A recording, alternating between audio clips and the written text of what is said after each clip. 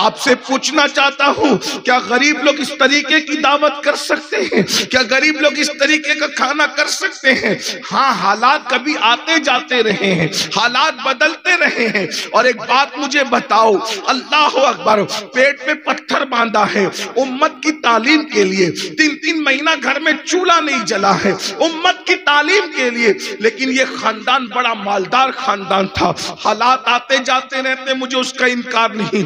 हुजूर गौसे पाक मालदार थे।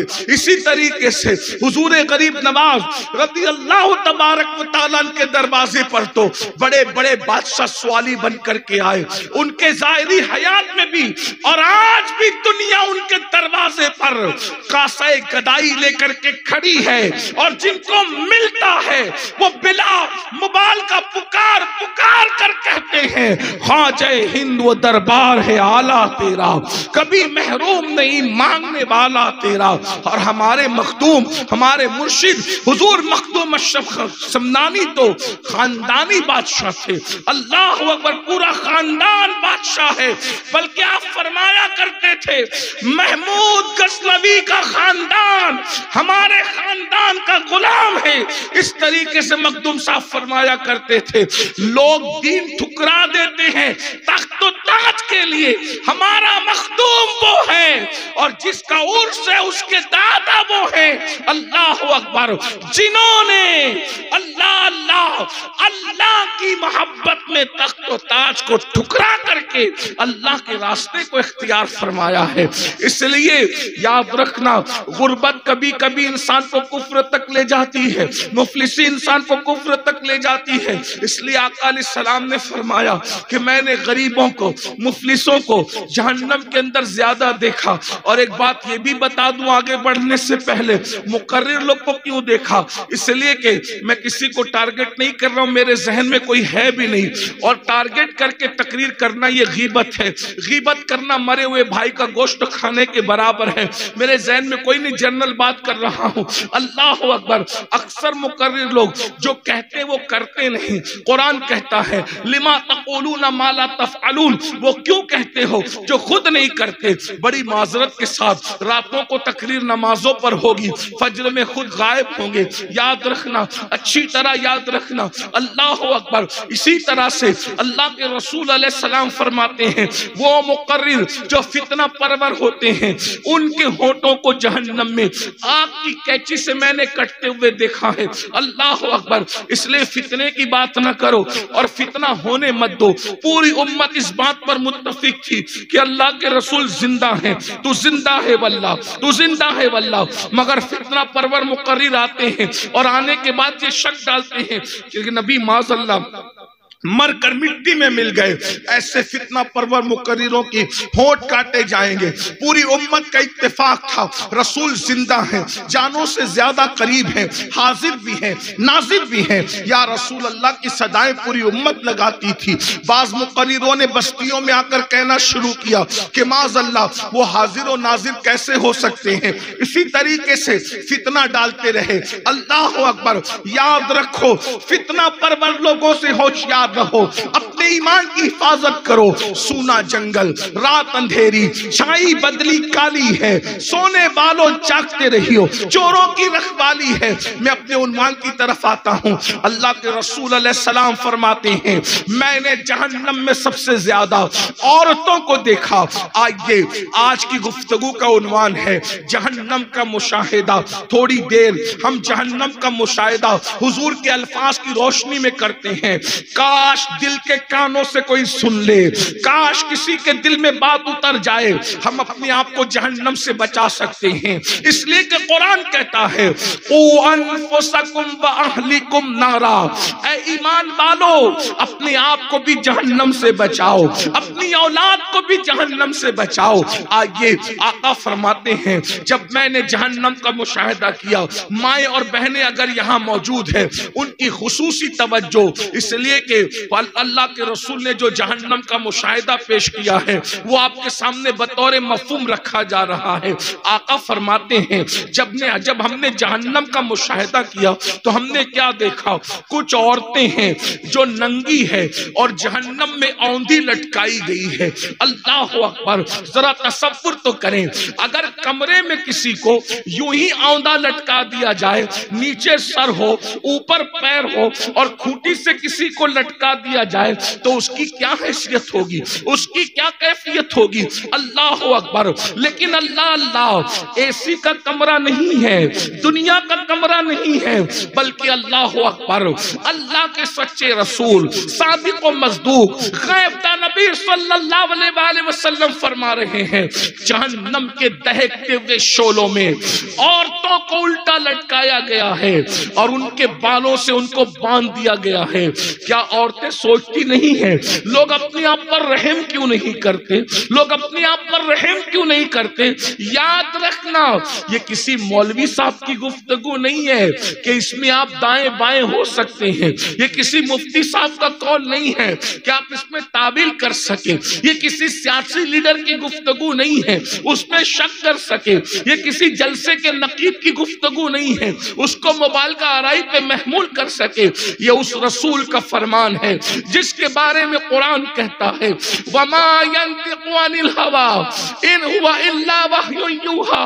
ये वो रसूल हैं जो अपनी मर्जी से कुछ नहीं कहते, अपनी तबीयत से कुछ नहीं कहते, अपनी ख्वाहिश से कुछ नहीं कहते, जबान इनकी होती है, कलाम खुदाबंद कुद्दूस का होता है। जरा बहनों की तवज्जो, लरस जाओ, तुम्हारे और मेरे सच्चे रसूल फरमा रहे हैं औरतों को जहन्नम में औंधे मुंह लटकाया गया है, उनके बालों से उनको बांध दिया गया है। मैंने जब उनकी चीख और चिल्लाने की आवाज सुनी, आका फरमाते मैंने जिब्रील से पूछा ए जिब्रील ये कौन औरतें हैं, इस अजाब में क्यों गिरफ्तार है। तो जिब्रील अमीन अर्ज करते हैं या रसूल अल्लाह सल्लल्लाहु अलैहि वसल्लम, ये आपकी उम्मत की वो औरतें हैं जो दुनिया के अंदर बेपर्दा रहती थी, अजनबी मर्दों से बातें करती थी, अजनबी मर्दों से अपने ताल्लुकात बनाती थी। अल्लाह अकबर, तीन बातें कही जा रही है। अल्लाह अकबर, नंबर एक बेपर्दा रहती थी। आज देख लीजिए औरतों को पर्दे की बात करो तो औरतें कहती हैं मौलवी लोग जब देखो जब पर्दे की बात करते हैं। याद रखना, और इंटरनेट का दौर है, न्यूज चैनलों का दौर है, सोशल मीडिया का दौर है। इस न्यूज चैनलों पे बात की जाती है कि औरतों को पर्दे में रखना जुल्म है, ये है, ज्यादती है। हम उनको कुछ नहीं कहते इसलिए कि हम उनको कुछ कह भी नहीं सकते और हमें उनको कुछ कहना भी नहीं है। लेकिन मैं अपनी बहनों से कहता हूं किस मजहब में औरत की क्या हैसियत है ये मजहब के लोग जाने। हमारे मजहब में औरत की हैसियत जन्नत की है, हम औरत को जन्नत मानते हैं। अगर बेटी की शक्ल में पैदा हो माँ बाप के लिए जन्नत है, जवान होकर के शौहर के निकाह में चली जाए नेक औरत शौहर के लिए जन्नत है, और जब वो माँ बन जाए तो रसूलुल्लाह फरमाते हैं अल जन्नतो तहता अक़दामिल उम्महातिकुम, कि जन्नत तुम्हारी माओ के कदमों के नीचे है। औरत अगर बेटी है तो माँ बाप के लिए जन्नत, बीवी है तो शौहर के लिए जन्नत, माँ है तो औलाद के लिए जन्नत। बताओ इससे बड़ा तसव्वुर कोई हो सकता है। और जन्नत को जन्नत इसलिए कहते हैं कि जन्नत छुपा के रखी गई है। अल्लाह की आसमानों की जन्नत भी छुपी हुई है और हमारी जमीन की जन्नत औरत है, हम उसको भी छुपा करके रखते हैं। अल्लाह अकबर, हमारे यहाँ औरत जन्नत है, जन्नत। किसके यहाँ क्या है? जब लोग अपनी बेटियों को जिंदा दफन कर रहे थे उस वक्त रसूलुल्लाह ने फरमाया मैं मोहम्मद बेटियों का बाप बन करके आया हूँ। जो बेटी की पैदाइश पे खुशी करे, अच्छा नाम रखे, अच्छी तरबियत करे, अच्छे खानदान में उसका निकाह करे, बेटियों का बाप और मैं मोहम्मद जन्नत में इतने करीब होंगे जैसे ये दो उंगलियां करीब है। किसी मजहब ने औरत को ये मकाम दिया हो तो बताओ। किसी मजहब ने औरत को ये मकाम दिया हो तो बताओ। अल्लाह के रसूल अलैहिस्सलाम फरमाते हैं जब सफर से आया करो कोई ना कोई तोहफा लाया करो, जब सफर से आया करो कोई ना कोई तोहफा लाया करो, और जब तोहफा लाया करो तो पहले बेटों को मत दिया करो, पहले बेटियों को दिया करो। हुजूर तोहफे के लिए फरमा रहे बेटियों को दिया करो, इसलिए कि अगर 3 बेटियां हैं एक बेटा है, बेटे की अहमियत ज्यादा होगी। आका फरमाते हैं तोहफा लाना तो पहले इकलौते बेटे को मत देना, बल्कि जो 3 बेटियां खड़ी है ना ममता की मूरत बनकर उनको देना। इसलिए कि आका फरमाते क्या फरमाते, तवज्जो फरमाए, फरमाते बेटियों का दिल बड़ा नाजुक होता है, बेटियों का दिल बड़ा नाजुक होता है। पहले बेटे को देंगे और बेटी को बाद में देंगे तो बेटी का दिल टूट जाएगा। जिसने बेटी का दिल तोड़ दिया उसने मुझ मोहम्मद का दिल तोड़ दिया। अल्लाह अकबर। गौर फरमाए जब लोग अपनी बेटियों को अपने हाथों से जिंदा दफन कर रहे थे उस वक्त मेरे नबी अपनी बेटी सैयदा फातिमा क़यामत पर उठ उठ करके खड़े हो रहे थे और फरमाते थे फिदा के उम्मी वाबी या फातिमा, फातिमा मेरे माँ बाप तुझ पर कुर्बान हो जाए। अंदाजा तो फरमाए हुजूर ने ये बेटी की अहमियत बताई है, लेकिन अल्लाह अकबर अंदाजा फरमाए आज कौम की बेटियां बेपर्दा घूम रही हैं, बेपर्दा हैं। याद रखना पर्दा किससे किया जाए? अल्लाह के रसूल ने फरमाया औरतें अपने नबी से भी पर्दा। बस ये एंड, इससे बड़ी बात मैं नहीं कर सकती। पर्दा किससे किया? तवज्जो फरमाए, पर्दा किससे? औरतें अपने नबी से भी पर्दा। अल्लाह के रसूल अलैहिस्सलाम ने अपने सामने औरतों को बेपर्दा आने नहीं दिया, पर्दे के हुक्म के बाद आने नहीं दिया। अब आपसे पूछता हूँ, औरतें बाज मकाम पर कहती है बड़ी होशियारी से मौलाना पर्दा तो आंख में होना चाहिए, मुंह पे पर्दा डालना कोई जरूरी नहीं। तो मैंने कहा क्या सहाबिया की आंखों में पर्दा न था? तुम्हारा ये जुमला कितना गंदा है, कहां कहां जर्ब लगाता है। और मर्दों तुम्हें क्या हो गया, तुम्हें क्या हो गया? अल्लाह के रसूल अलैहिस्सलाम फरमाते शबे मेराज मैंने जन्नत के दरवाजे पे बहुत सी तहरीर पढ़ी। एक तहरीर ये भी थी कि अल्लाह ने जन्नत दय्यूस पर हराम कर दी, दय्यूसों पर जन्नत हराम है। सहाबा ने पूछा हुजूर ये दय्यूस कौन है? फरमाया जिसके घर की औरतें बेपर्दा घूमती है और वो मर्द मना नहीं करता, वो दय्यूस है, दय्यूस। अल्लाह ना उसकी नमाजें कबूल करता है, ना उसकी दुआएं कबूल करता है, ना उसका नफल कबूल करता है, ना उसका फर्ज कबूल करता है। दय्यूस जहन्नम में जाएंगे। एक भाई अगर अपनी बहन को पर्दे में नहीं रखता तो भाई दय्यूस है, दय्यूस। मैं नहीं, अल्लाह के रसूल कह रहे हैं। शौहर अगर बीवी को पर्दे में नहीं रखता वो दय्यूस है, दय्यूस। अल्लाह के रसूल कह रहे हैं उस पर जन्नत हराम है। अगर कोई बाप अपनी बेटी को पर्दे में नहीं रखता वो दय्यूस है, दय्यूस। उस पर जन्नत हराम कर दी गई है। अल्लाह अकबर। और बहनों का क्या हाल है? बेपर्दा घूम रही है। अल्लाह अकबर। बल्कि अब तो हालात यहाँ तक पहुंच गए हैं, यहाँ की बच्चियां ऐसी नहीं होगी, लेकिन पूरे मुल्क के बल्कि पूरी दुनिया के तनाजुर में बात की जा रही है।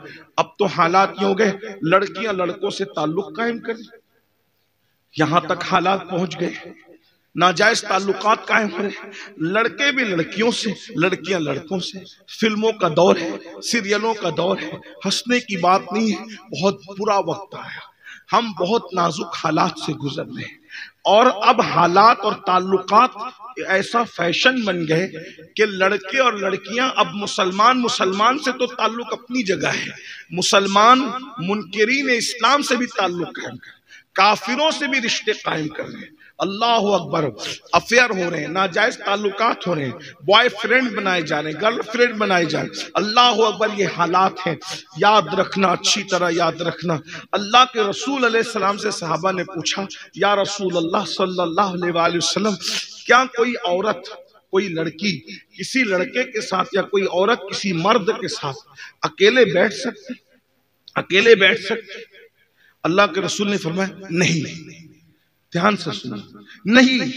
सहाबा ने पूछा अगर हुजूर औरत भी नेक हो और मर्द भी नेक हो, इसलिए कि गुनेगार गुनेगार के साथ ना बैठे क्योंकि खतरा है गुनाह का। लेकिन औरत भी नेक हो और मर्द भी नेक हो, दोनों नेक के अकेले एक दूसरे के साथ बैठ सकते हैं? अब हुजूर अलैहिस्सलाम का जवाब सुनो। जलसा रोज सुन रहे हो तुम लोग, बदलते नहीं, दीन पर अमल नहीं करते, क्योंकि जलसों को फैशन बना दिया। दिल बहलाने के लिए जलसे सुन रहे हो, अल्लाह को जवाब क्या दोगे? 200 किलोमीटर का सफर तय करते हो जलसा सुनने के लिए। चलो फुला को सुनेंगे, फुला नाका को सुनेंगे, फुला मुकर्रिर को सुनेंगे, बदलते कब हो? और नहीं बदलोगे तो सुन लो, अल्लाह का दर्दनाक अजाब तुम्हारे लिए तैयार है। इन्ना बत्श रब्बिका लशदीद, तेरे रब की पकड़ बड़ी सख्त है। इन्ना अज़ाब रब्बिका लवाक़ि मा लहू मिन दाफ़े, तेरे रब का अज़ाब वाक़े होकर रहेगा। और ये मत समझना कि मरने के बाद जो होगा देखा जाएगा। अगर नहीं सुधरोगे तो मरने के बाद जो अज़ाब होगा वो होगा, लेकिन अल्लाह का अज़ाब दुनिया ही से शुरू हो जाता है। और अल्लाह के अज़ाब में मुब्तला हो, लेकिन समझ नहीं पा रहे हो। ये जो रातों को सुकून की नींद नहीं आती, ये अल्लाह के अज़ाबों में से एक अज़ाब है। 80% मुसलमानों का मसला है, सुकून की नींद नहीं आ रही है। नींद की गोलियां खा के भी सुकून की नींद नहीं आ रही, बिस्तर पे करवटें बदलते हैं। ये अल्लाह के अज़ाबों में से एक अज़ाब है। बेटी 30-35 साल की हो गई, अच्छा रिश्ता नहीं आता, ये अल्लाह के अज़ाबों में से एक अज़ाब है। औलाद जवान होकर के गद्दारी कर रही है, नाफरमानी कर रही है, अल्लाह के अज़ाबों में से एक अज़ाब। कुरान कहता है वमा असाबकुम मिन मुसीबतिन फबिमा कसबत ऐदीकुम, कि तुम पर जो भी मुसीबत आती है वो तुम्हारे गुनाह की वजह से। इस आयत करीमा की तफसीर में अल्लाह के रसूल अलैहिस्सलाम ने यहां तक फरमाया कि मोमिन को, मुसलमान को कांटा भी चुभता है अपने गुनाह की वजह से, मुसलमान का चिराग भी बंद होता है उसके गुनाह की वजह से, हत्ता कि तुम्हारे बदन पे जो खुजली भी आती है वो तुम्हारे गुनाह की वजह से, तुम्हारी आंख जो फड़कती है वो तुम्हारे गुनाह की वजह से, हत्ता कि तुम्हारे कपड़ों पे जो दाग और धब्बे लगते हैं वो भी गुनाह की वजह से। यानी अगर मुसलमान गुनाह करना छोड़ दे, कभी उसको कांटा भी नहीं चुभेगा। मुसलमान अगर गुनाह करना छोड़ दे, कभी उसको ठोकर भी नहीं लगेगी। ठोकर भी लगती है, कांटा भी चुभता है गुनाह की वजह से। हत्ता के कुत्ते भी अगर हम पर भौंकते हैं तो गुनाह की। आप क्या समझते, गुनाह क्या समझते हैं?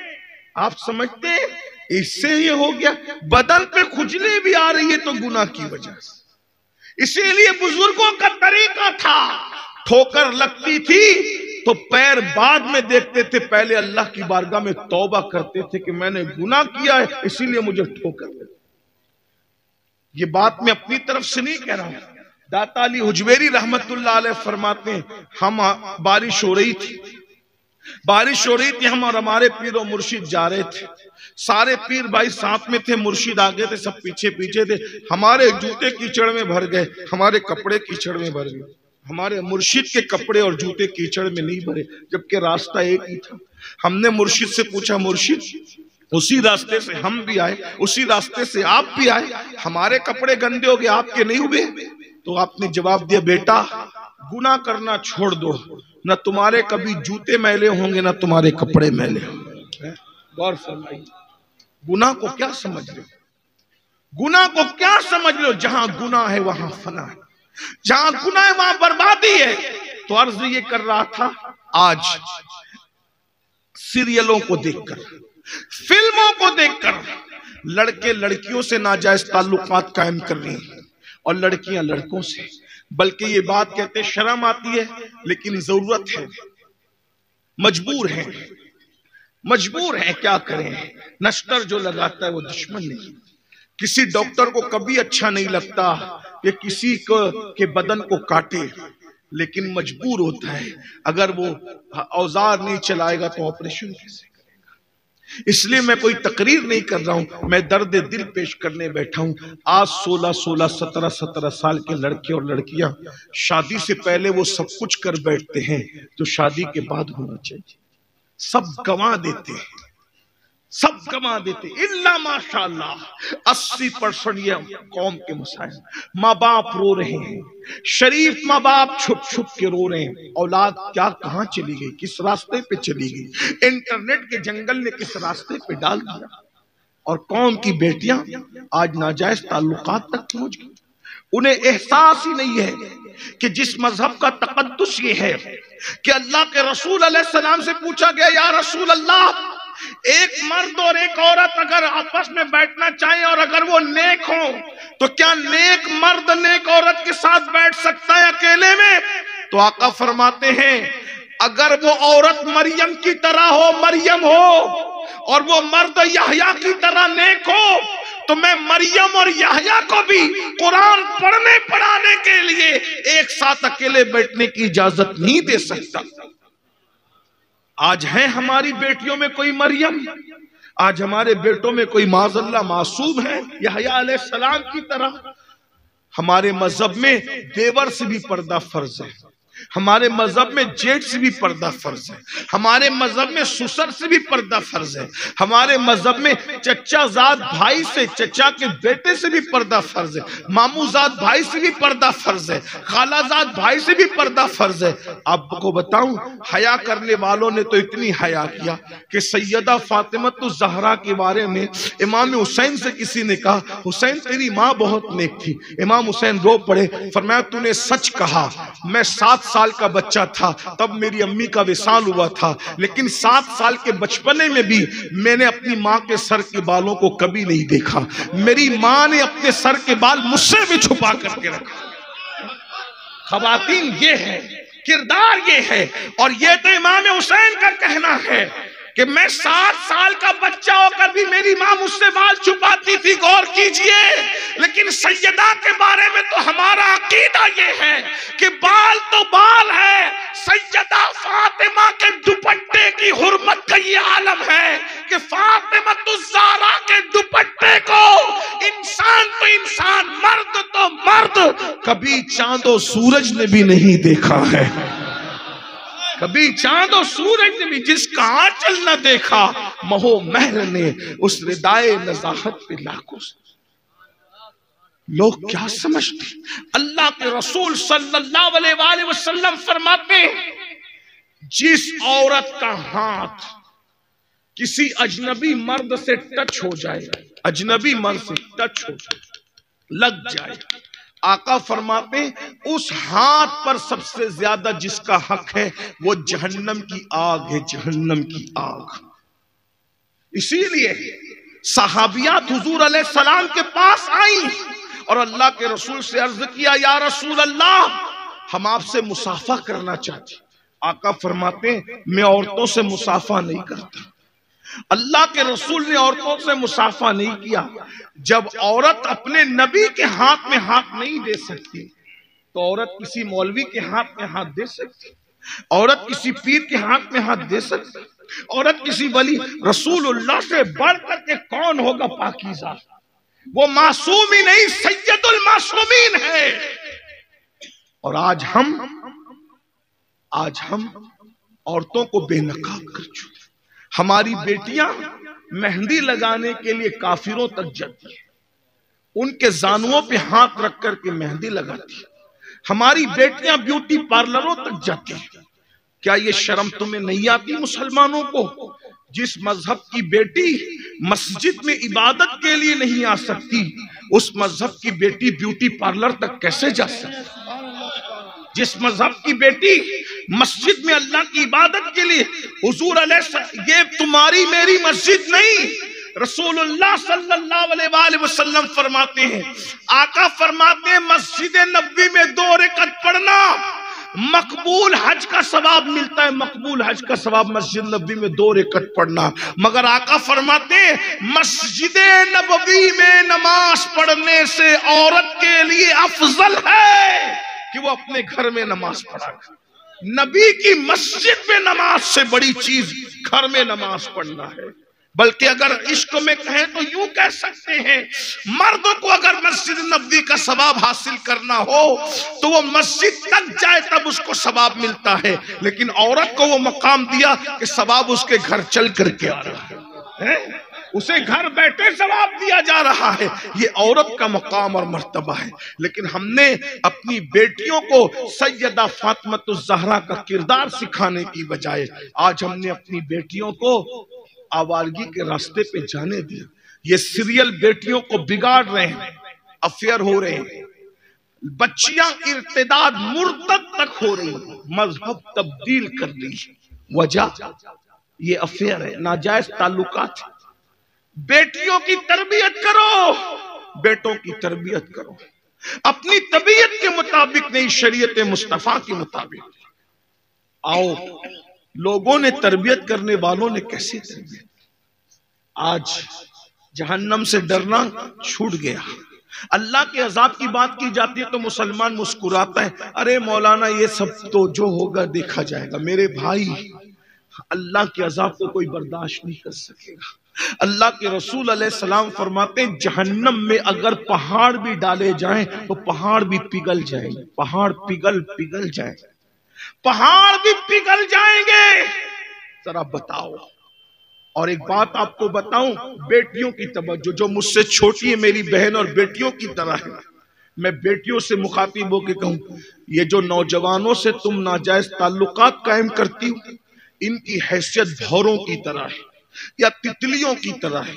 जैसे भौरा किसी फूल का रस चूस लेता है फिर दोबारा उस तरफ का रुख नहीं करता, जैसे तितलियां फूलों का रस चूस लेती है फिर दोबारा उस तरफ का रुख नहीं करती, इसी तरह से मर्द लोग मोहब्बत का झांसा देते हैं, प्यार का झांसा देते हैं, इश्क का झांसा देते हैं और शादी के वादे करते हैं, मालदारी का वादा करते हैं, पता नहीं कैसे कैसे झूठे वादे करते हैं और झूठे वादे करके तुम्हें फांसते हैं और तुम्हारी आबरू से खेलकर फिर हमेशा के लिए तुम्हें छोड़ करके भाग जाते हैं, फिर तुम्हारी जिंदगी बर्बाद हो जाती है।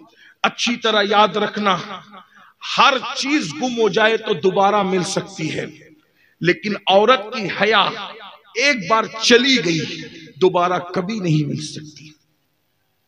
नौजवान बेटियों को अपनी हया की हिफाजत करना जरूरी है।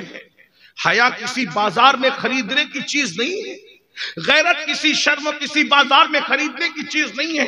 औरतों को अपनी इज्जत की हिफाजत करना चाहिए।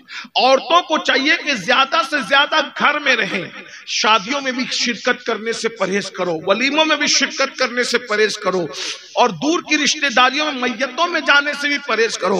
औरत जितना घर में रहेगी उतना ज्यादा उसकी इज्जत महफूज रहेगी। एक उम्मुल मोमिनीन के पास कुछ औरतें आई और आने के बाद कहती, उम्मुल मोमिनीन कहते रसूलुल्लाह की बीवियों को।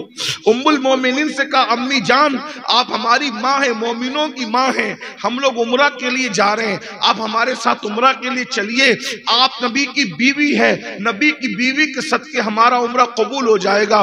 उम्मुल मोमिनीन फरमाती हैं, हमने रसूलुल्लाह के साथ हज भी कर लिया है और उम्रा भी कर लिया है, अब हमें उम्रा करने की हाजत नहीं है, हमारे लिए उम्रा करने से अफजल घर में बैठना है, क्योंकि कुरान हमसे कहता है वो करना फी बुयूतिकुन्ना, कि तुम अपने घरों में बैठी रहो, अब हम घर से बाहर कभी नहीं निकलेंगे। हमें उम्रा नफिल उम्रा से ज्यादा अफजल अपनी इज्जत को छुपा करके अपनी इज्जत की हिफाजत के लिए घर में बैठना अफजल है। ये उनकी सोच थी, ये उनकी फिक्र थी।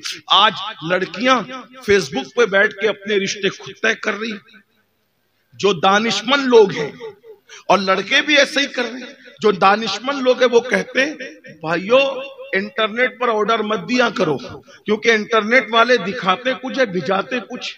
अक्सर ऐसे ही होता है, अक्सर ऐसी। तो मेरे भाई, जो जूता खरीदना है, 6 महीने के बाद उसको कबाड़ खाने में भंगार में फेंक देना है, तो जूतों का ऑर्डर हम इंटरनेट पर नहीं देने, एहतियात कर रहे, क्योंकि वो दिखाते कुछ है भिजाते। मेरा खुद का तजुर्बा है, मिस्र से एक जुब्बा मंगाया, जो नाप दिया था उससे 2 इंच कम आया, आज तक पहन नहीं सका। ये हाल अजहरी साहब बुरा नहीं माना, अजहर वालों ने नहीं किया, मिस्र वालों ने, लेकिन इंटरनेट वालों ने। गौर फरमाइए, ये हमारे साथ भाई मुफ्ती साहब अजहरी है, आपके गांव के हैं, बड़े बासलाहियत आलिम है माशाल्लाह। ये इंटरनेट मिस्र वालों, ये अजहर वालों ने नहीं किया। अजहर से तो वो कोई जुब्बे की दुकान थोड़ी है, वो तो इल्म की दुकान है, इल्म की दुकान है। वहां से बड़े बड़े लोगों ने इल्म हासिल किया। लेकिन मिस्र में दुकानों का ये हाल है, इंटरनेट का ये हाल है, दिखाते कुछ है भिजाते कुछ है। तो जो जूता 6 महीने इस्तेमाल करने के बाद फेंक देना है, भंगार में दे देना है, कबाड़ खाने में दे देना है, वो आप इंटरनेट पर चूज नहीं कर रहे हो, मंगा नहीं रहे हो, क्योंकि कहीं धोखा ना हो जाए। तो जिसको जिंदगी का साथी बनाना है वो इंटरनेट पर कैसे तय कर रहे हो? 6 महीने में बदल दोगे, 6 साल में बदल दोगे, 10 साल में बदल दोगे? जरा गौर तो कीजिए क्या हालात हो गए हैं। इसलिए होश के नाखून लो। अल्लाह के रसूल सल्लल्लाहु तआला अलैहि वसल्लम ने फरमाया, तो मैंने देखा कि जहन्नम में वो औरतें औंधे मुंह लटकी हुई। वजह इसलिए कि उन लोगों का हाल ये था कि वो मर्दों से ताल्लुकात कायम करते। और एक बात आपको और बताऊं, अगर कोई औरत मुत्तकी बन जाए और मुत्तकी बनकर सिर्फ अपनी इज्जत और आबरू की हिफाजत करे, तो वो औरत विलायत की उस मंजिल पर फाइज हो जाती है कि वो जिसको दुआ दे देती है वो भी वली बन जाती है। औरत जल्दी वलिया बन सकती है, सिर्फ उसको अपनी हया की हिफाजत करना, अपनी आबरू की हिफाजत करना है। मैं अपनी बहनों को बताऊं, छोटे छोटे मामले पर फिसल जाना, गुर्बत के चक्कर में आकर मालदार मर्दों की तरफ ललचाई हुई नजर से देखना। यहां की औरतें ऐसी नहीं है, हमारे मुल्क हिंदुस्तान की औरतें ऐसी नहीं, लेकिन इंटरनेट की वजह से पूरी दुनिया में बात जाती है, इसलिए ये बात कही जाती है। वरना आप ये ना समझे कि हमें कहने हैं, आपको नहीं कहने, आप तो बहुत इज्जतदार हैं। लेकिन जैसे वैक्सीन लगाई जाती है ना, बीमारी से पहले टीका लगाया जाता है हिफ्ज़ मा तक़द्दुम के तहत, एहतियात के तहत, वैसे मेरी तकरीर आज की वैक्सीन के तौर पर है कि आगे जो होने वाला है पहले से, अल्लाह करे हम रहे न रहे तो ये तकरीरें मौजूद रहे, आगे फिर 100 साल के बाद, 50 साल के बाद किसी कौम को ये काम आए, क्योंकि आगे के हालात बेटियों के कितने बिगड़ सकते हैं। लेकिन जो जिन तक ये आवाज पहुंचनी, अल्लाह उन तक की आवाज पहुंचा दे। जिंदगी बर्बाद है उन लोगों की जो नाजायज ताल्लुकात और फिर गैर मुस्लिमों से शादियां करना और मुर्तद होना। अस्तगफिरुल्लाह। रह क्या जाता है? हुजूर का घर छोड़ के मत जाओ, ये इस्लाम हुजूर का घर है। दुनिया हमेशा की नहीं है, ये 2 दिन की दुनिया है। इस दुनिया के अंदर कौन रहा जो हम रहेंगे? अरे शौहर कब तक जिएगा कोई गारंटी है? हाथों की मेहंदी छूटने से पहले औरतें बेवा हुई है, ये तारीख है। 6 महीने की दुल्हनें बेवा हुई, ये तारीख है। अरे 1 रात की दुल्हन भी बेवा हुई है, ये तारीख है। शौहर को पाने के लिए दीन छोड़ देना, बीवी को पाने के लिए मजहब छोड़ देना, ये कहां का इंसाफ है? मुझे एक वाकया याद आ रहा है, बहनों की तवज्जो चाहता हूं। गुर्बत में ईमान का सौदा न करो, गुर्बत की वजह से अकीदे का सौदा न करो, दीन पर डटे रहो। उसका सिला बहुत बड़ा है, उसका इनाम बहुत बड़ा है। आइए, एक बहुत बड़े बुजुर्ग हैं हजरत सैयदना इमाम याफई रहमतुल्लाहि ताला अलैह। इमाम याफई अपनी किताब रौजुर रैयाहीन के अंदर एक वाकया नकल करते हैं, जिसको मैं अपने अल्फाज के जामे में कुछ शरह बस्त के साथ बयान कर रहा हूं। भाइयों को भी इबरत होगी, बहनों को भी इबरत होगी। एक नौजवान था, उस जवान की करामत ये थी कि वो जलती हुई अंगारों में हाथ डाल देता था, आग उसके हाथ पे असर नहीं करती। बहनों की खास तवज्जो, वो जवान साहिबे करामत हो गया, जलते हुए अंगारों में हाथ डालता है, आग उसके हाथ पे असर नहीं करती। लोग उससे पूछते थे, ऐ जवान, आखिर ये करामत तुझे कैसे मिली? क्योंकि तू गारों में जाकर तूने इबादतें तो नहीं की, तूने चिल्ले तो नहीं किए, रियासतें तो नहीं की, तूने कोई रियाजत नहीं की, गारों में नहीं गया। फिर ये बता कि तुझे ये करामत मिली कैसे, तुझे ये करामत नसीब कैसे हुई? तो वो जवान लोगों को टाल देता था, छोड़ो यार, ये ना पूछो, ये ना पूछो, ये ना पूछो। उसका एक पक्का गहरा दोस्त था। उस गहरे दोस्त ने कहा, यार ये भी कोई दोस्ती हुई कि दोस्तों से भी कोई राज छुपाया जाता है? मैं तेरा दोस्त हूं, दुनिया जानती है कि सबसे पक्का दोस्त हूं, सबसे गहरा दोस्त हूं, ये बताना कि तुझे ये करामत कैसे मिली। तो वो नौजवान अपने दूसरे जवान दोस्त को बताता है, ये करामत मेरी कोई करामत नहीं है, ये किसी लड़की की दुआ का असर है, और उस लड़की की दुआ की बरकत से ये करामत नसीब हुई। कहा वो क्या, वो कैसे? तो कहा वाकया ये है कि जब मैं जवान था, मैंने जवानी की दहलीज पे कदम रखा, जवान भी था, खूबसूरत भी था और मालदार भी था। अल्लाह ने जवानी भी दी थी, हुस्न भी दिया था, मालदारी भी दी थी। मैं अपने घर के टेरिस पर टहल रहा था, 14वीं रात का चांद पूरे आबोताब के साथ चमक रहा था। मैंने अपने घर की टेरिस पर देखा, एक हुस्न की मलिका खड़ी है, बहुत खूबसूरत लड़की को मैंने देखा, आंखें चार हो गई। जैसे आंखें चार हुई तो मैं उस लड़की पर शैदा हुआ, उस लड़की की मोहब्बत मेरे दिल में पैदा हुई और मैं उस लड़की का आशिक हो गया। कहते हैं जवानी दीवानी होती है, जवानी दीवानी होती, आमतौर पे ये हादसात होते रहते हैं। लेकिन एक बात आपको बता दूं, जिसके दिल में नबी का इश्क नहीं होता वो लोगों पे फिदा होता रहता है, लेकिन जिसके दिल में इश्क मुस्तफा होता है वो किसी के हुस्न पर फिदा नहीं होता। बताओ, है दुनिया में कोई इतना खूबसूरत जितना हमारा नबी खूबसूरत, हमारे रसूल खूबसूरत है। अल्लाह ने नबी भी दिया तो कैसा नबी दिया, जैसे सारे नबियों में इल्म में बेमिसाल है, जैसे सारे नबियों में नसब में बेमिसाल है, जैसे सारे नबियों में तकवे में बेमिसाल है, जैसे सारे नबियों में मोजज़ात में बेमिसाल है, वैसे हमारे नबी हुस्न में भी बेमिसाल है। अल्लाह ने उनको वो हुस्न अता फरमाया है कि हुस्न यूसुफ भी उनको हैरत से तकता है। क्या हुस्न है ऐ सैयद अबरार तुम्हारा, अल्लाह भी है तालिबे दीदार तुम्हारा, क्यों दीद के मुश्ताक ना हो हजरत यूसुफ, अल्लाह का दीदार है दीदार तुम्हारा। जिसका हुस्न ऐसा, सहाबा कहते हैं हुजूर इतने खूबसूरत थे, अगर हुजूर पे बफर्ज मुहाल कुरान नाजिल ना भी होता तो लोग हुजूर का चेहरा ही देख करके कलेमा पढ़ के मुसलमान हो जाते। जरा गौर तो कीजिए, आका कितने, मौलाए कायनात सैयदना अली मुर्तजा फरमाते हैं, हुजूर जब खुशी से मुस्कुराते तो दीवार का अक्स हुजूर के चेहरे के अंदर नजर आता, चांद और सूरज हुजूर के चेहरे में तैरते नजर आते। लोग नींद से उठते हैं, नींद से तो नींद का असर लोगों के चेहरे पे जाहिर होता है। सहाबा कहते हैं हुजूर जब नींद से उठा करते थे तो कभी नींद का असर हुजूर के चेहरे पे जाहिर नहीं होता था, बल्कि जब हुजूर नींद से उठते थे तो ऐसा लगता था जैसे किसी ने कंघी कर दी हो, आंखों में सुरमा डाल दिया हो और किसी ने हुजूर का सिंगार करा दिया। अंदाजा फरमाए क्या खूबसूरत थे।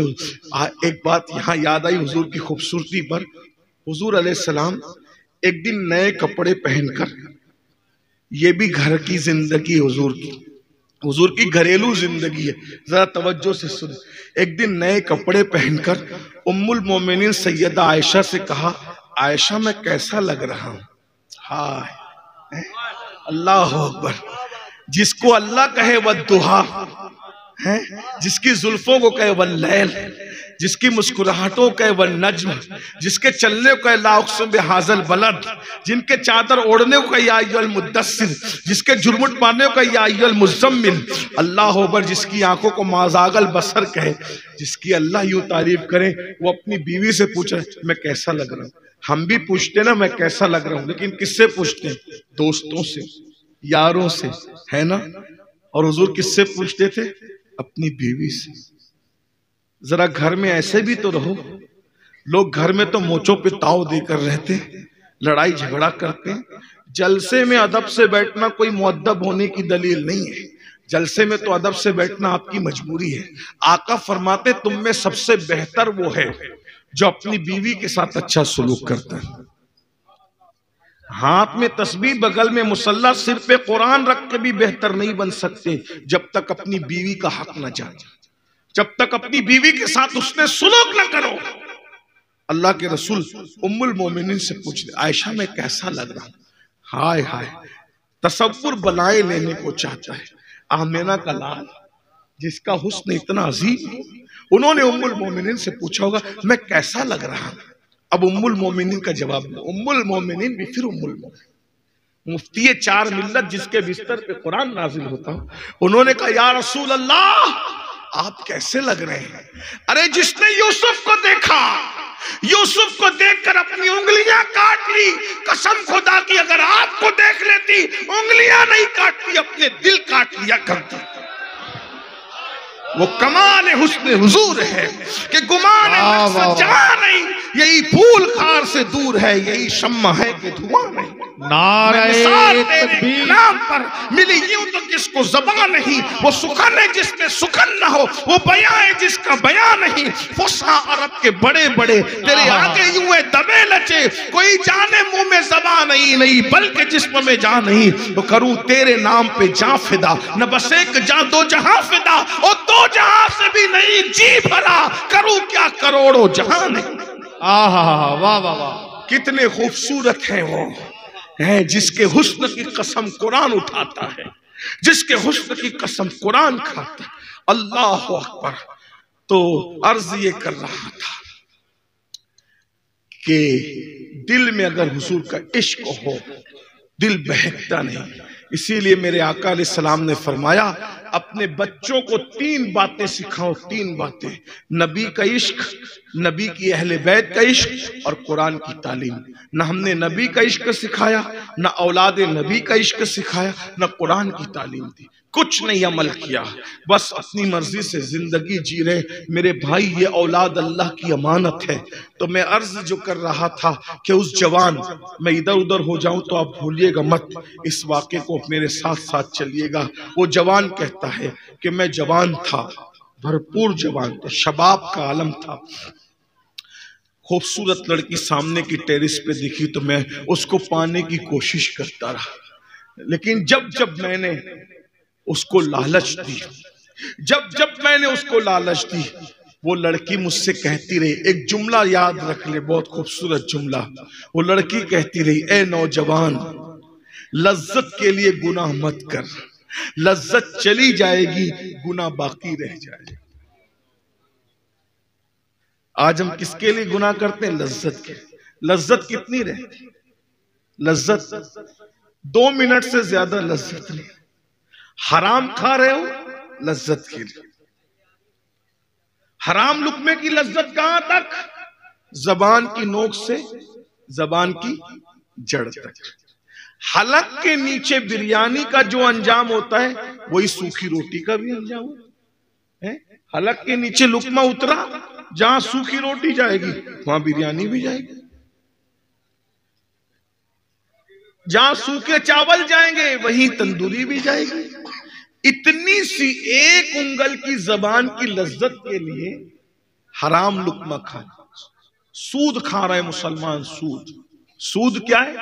हदीस पाक आका अलैहिस्सलाम फरमाते हैं, सूद खाने वाला, एक लुकमा सूद खाने वाला और मां के साथ 36 मर्तबा जिना करने वाला दोनों बराबर है। एक लुकमा सूद का खाना और मां के साथ 36 बार जिना करना बराबर है। सूद खाना काबे में जिना करना बराबर है। हराम में मुब्तला हो गए, सूद खा रहे, सूद के धंधे कर रहे हैं। बल्कि सूवर खाने से भी खिंजीर, सूवर खाने से भी बुरा सूद खाना है, क्योंकि सूवर हराम, सूद भी हराम, मगर जो सूवर खाते हैं हराम है। अल्लाह ने उनके साथ जंग का ऐलान नहीं किया, मगर जो सूद खाते हैं अल्लाह ने कुरान में उनके साथ जंग का ऐलान किया है। लज्जत के लिए गुनाह मत करो, लज्जत चली जाएगी, गुनाह बाकी रह जाएगा। उस लड़की ने बार बार कहा, वो उसके चक्कर में नहीं आई। ये गरीबी अमीरी लगी है धूप छांव की तरह।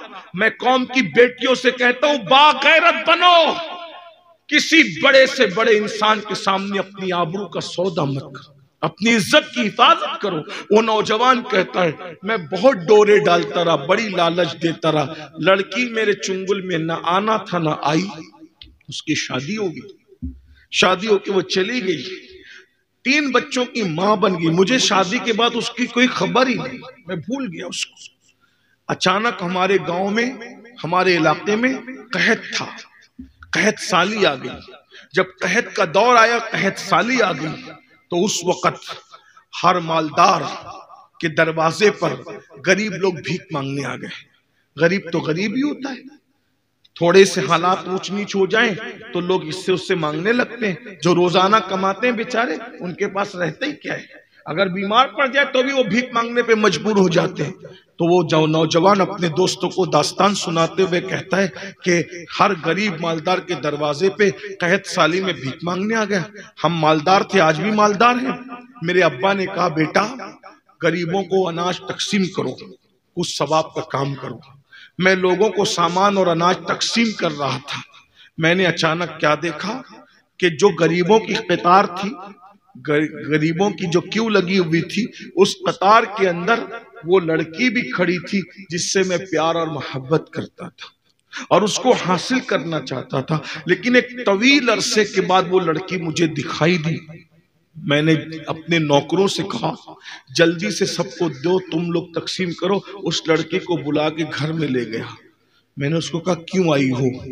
उसने सर झुकाकर आंख में आंसू लाके कहा कि मेरे 3 बच्चे हैं और गरीब शौहर के साथ ब्याई गई थी और शौहर मर चुका है।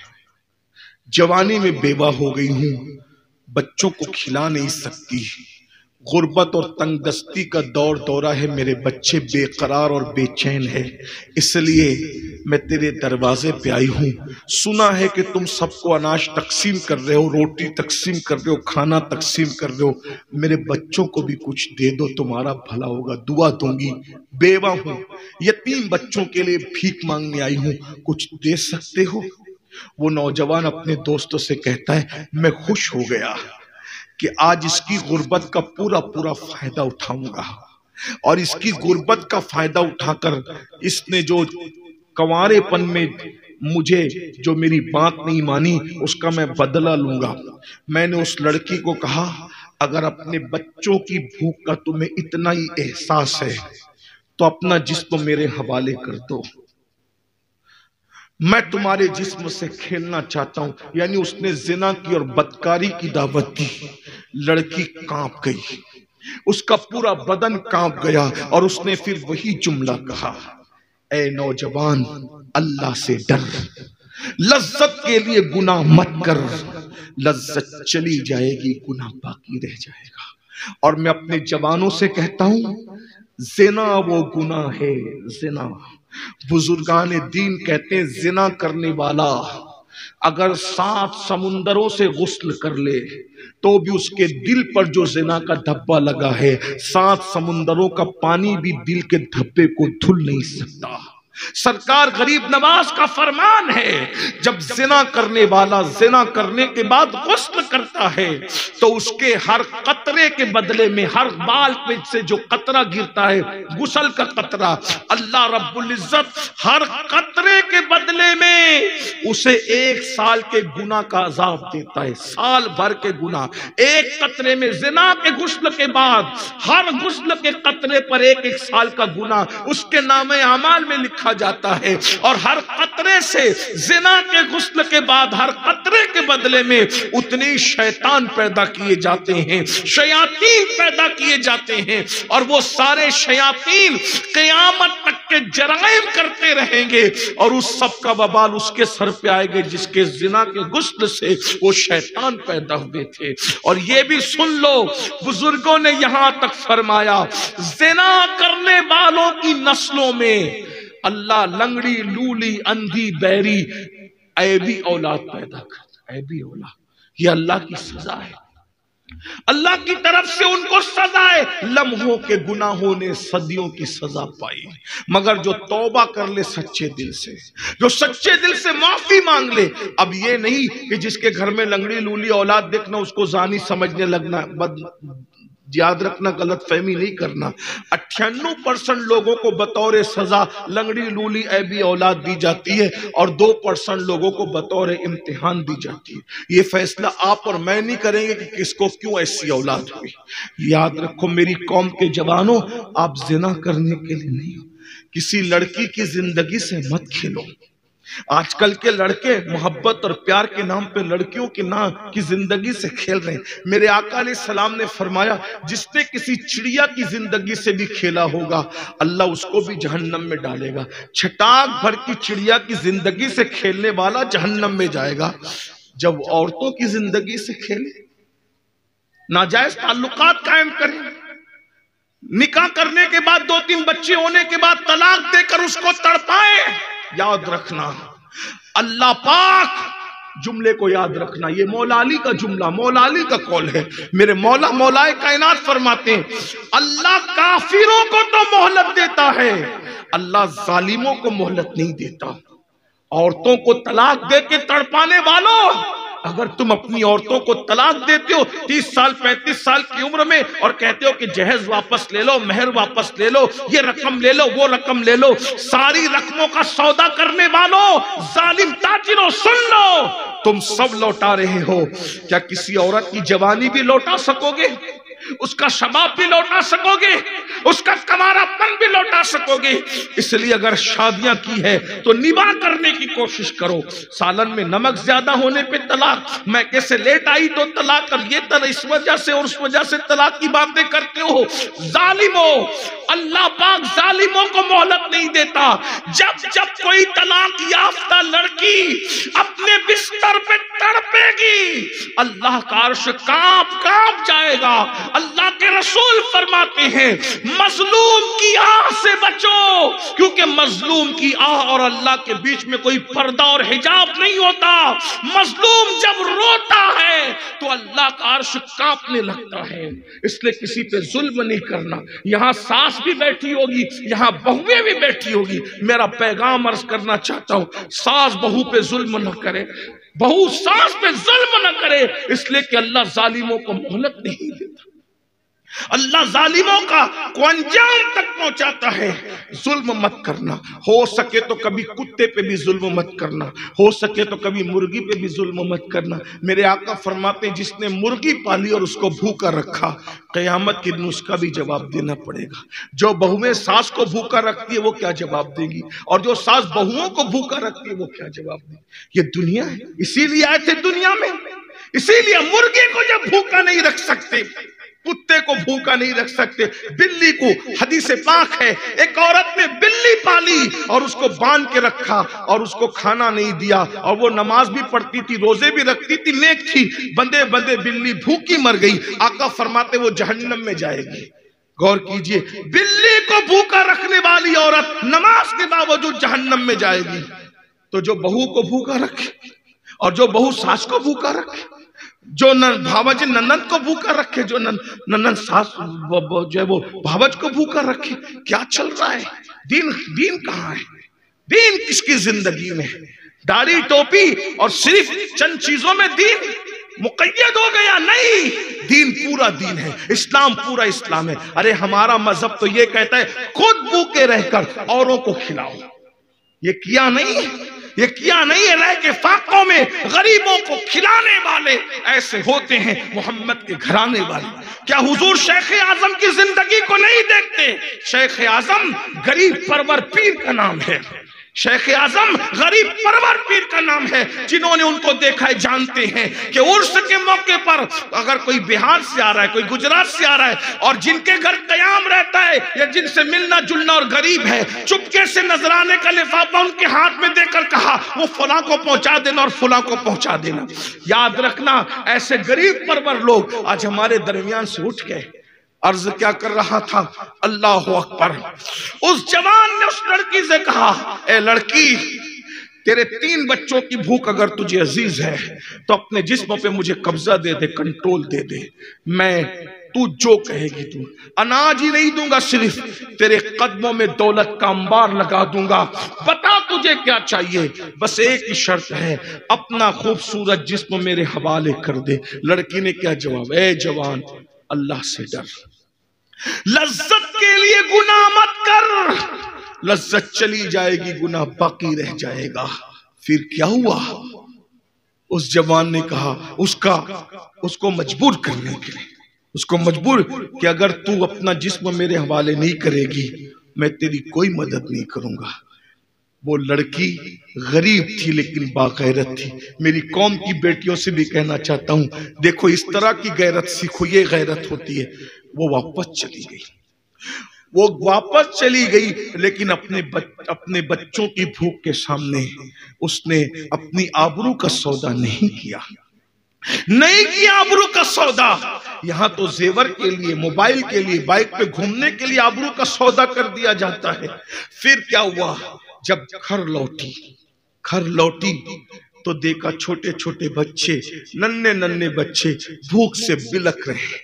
एक बच्चा अपनी माँ से कहता है, अम्मी ले आई खाना। माँ का कलेजा कैसे चीर गया होगा। मैं इन माओं को क्या बताऊं कि ममता किसे कहते हैं। एक बाप बताएगा माँ को ममता क्या है। माँ जितना ममता समझ सकती है कोई नहीं समझ सकता। नन्हे तीनों बच्चों में से एक बच्चे ने कहा, माँ ले आई खाना। माँ ने कहा, नहीं बेटा। तो एक बच्चा माँ से कहता है, माँ भूख बर्दाश्त नहीं होती, या तो हमें मार डालो गला दबा के, या हमारे लिए खाने का इंतजाम करो। गौर कीजिए ये कैसा मकाम है। माँ होती, माँ सिर्फ माँ होती। माँ के सिवा कुछ नहीं होती। माँ की ममता बेमिसाल होती। माँ अगर चिड़िया और मुर्गी हो, अपने मुंह का दाना तोड़ तोड़ के माँ अपने बच्चे को खिलाती है। माँ अपने बच्चों की खुशी के लिए अपनी हर खुशी को कुर्बान कर देती। माँ अपना पूरा शबाब निचोड़ देती है बच्चों को जवान करने के लिए। माँ होती, माँ सिर्फ माँ होती। माँ की तरह कायनात में कोई नहीं है। अल्लाह ने माँ के सीने में वो ममता दी है कि माँ सब कुर्बान करके बच्चों की खुशी चाहती है। माँ होती है जो बच्चों को गीले पे सुलाना गवारा नहीं करती, ये सोच के कि मेरे बच्चे को सर्दी हो जाएगी। माँ सर्दी की तवील रातों में बच्चों के पेशाब पे सोती है और अपने बच्चों को सीने पे सुलाती है। माँ नींद कुर्बान करती। जो इतने बड़े बड़े जवान होके बैठे हो ना, ये किसी माँ की कुर्बानी का नतीजा है, ये किसी बाप की कुर्बानी का नतीजा है। मगर आज अफसोस, हमने अपने माँ बाप को छोड़ दिया। आज माँ बाप के साथ क्या सलूक हो रहा है। घर की कहानी, हर घर की कहानी। मुसलमानों, सीरियलों और फिल्मों में देखकर कुत्तों को चूम रहे हो, कुत्तों को चूम रहे हो, और जिन्हें चूमना चाहिए था उन्हें घर के बाहर निकाल दिया। आज के मुसलमान कुत्ते और बिल्ली पाल के, कुत्ते बिल्ली को अपनी बगल में लेकर नरम गद्दों पे सो रहे, और माँ बाप को घर से बाहर निकाल। किसी के माँ बाप बहन के घर पल रहे हैं, किसी के माँ बाप पड़ोसी के यहाँ पल रहे हैं।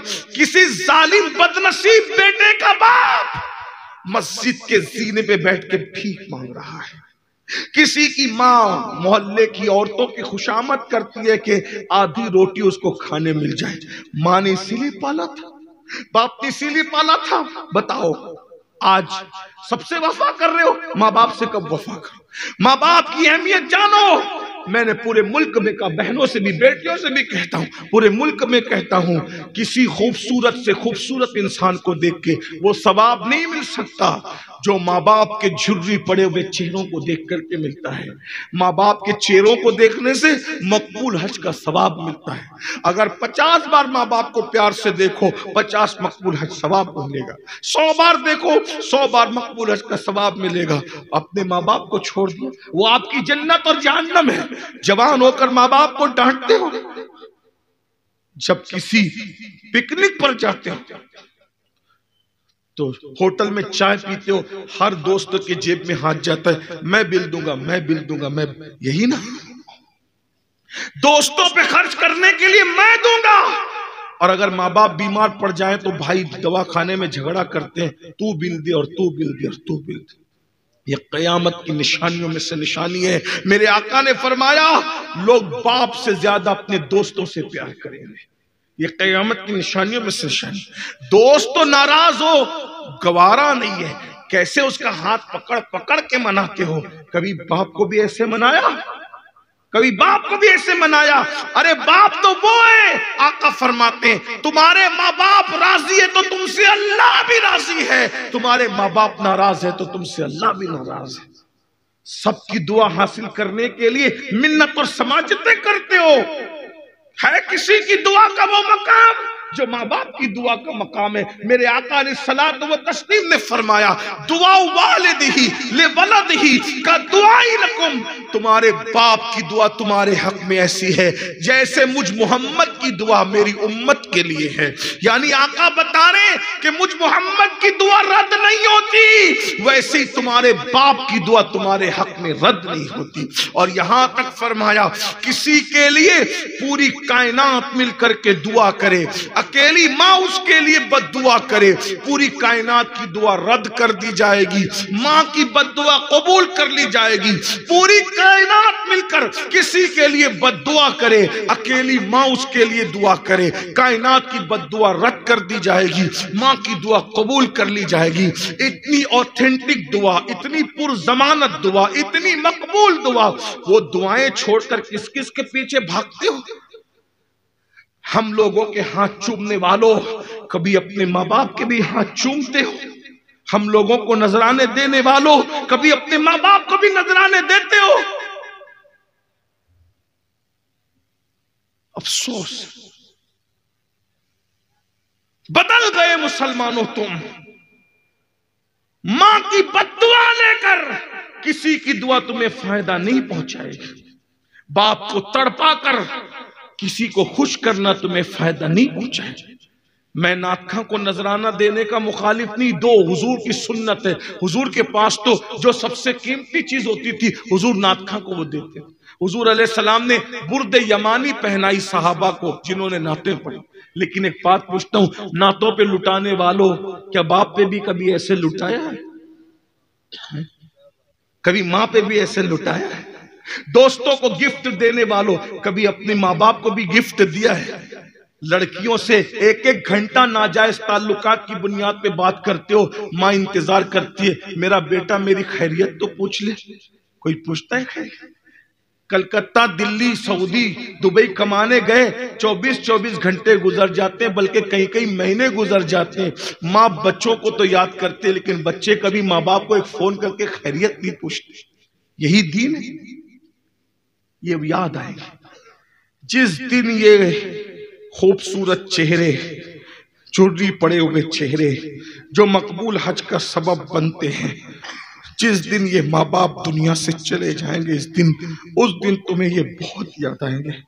लेकिन उस वक्त पछताओगे। कदरे नेमत बादे ज़वाल, मेरी कौम के जवानों, माँ बाप को डांटने वालों, माँ बाप की बद्दुआएं लेने वालों, माँ बाप को घर से निकालने वालों, माँ बाप को जलील करने वालों, माँ बाप से ऊंची आवाज से बातें करने वालों, जिस दिन ये कब्रों में चले जाएंगे तुम पछताओगे। उस वक्त तो तुम दुआएं करोगे कि ये ख्वाब में नजर आए, मगर ये चेहरे कभी तुम्हें ख्वाब में भी नजर नहीं आते। बल्कि एक बात मैं आपको बताऊं, मुझे और तुम्हें क्या माँ बाप याद आएंगे? अल्लाह हमारे माँ बाप को लंबी उम्र दे, जिनके चले गए अल्लाह उन्हें माफ करे। हुजूर को भी माँ बाप याद आए, अल्लाह के रसूल को भी माँ बाप याद आए। एक दिन अल्लाह के रसूल अलैहिस्सलाम मस्जिद नबवी के कोने में बैठ के मगरिब के बाद चुपके चुपके रो रहे, चुपके चुपके। सहाबा हुजूर को तक रहे थे, सहाबा ने हुजूर को रोते देखा, सहाबा भी रो पड़े। करीब आ गया, हुजूर को घेर लिया, सरकार से पूछा आका रोने की कोई वजह नहीं मालूम, आप क्यों रो रहे हैं? रोने की वजह क्या है? आका फरमाते हैं आज मेरी अम्मी सैयदा आमिना की मुझे याद आ गई।